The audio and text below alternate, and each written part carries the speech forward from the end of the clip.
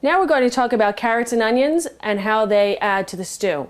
Carrots and onions each add a delicious flavor. Carrots because they're intrinsically sweet.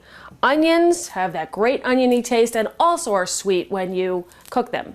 And they both are really important to the sauce we're going to make for our stew.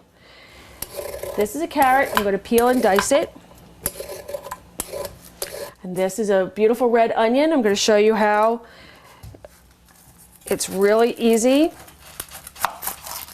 to clean and slice an onion and cut off both ends, the root end and the other end. Score into the skin, and that comes right off in one piece. Easy, easy, not too much mess. There are two lobes to an onion, and if they come apart naturally, that's great. If they don't, cut them in half.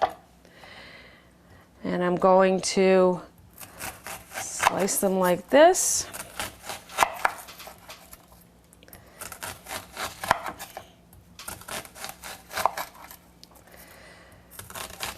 Continue slicing the whole onion, and then you're going to go through and dice them up.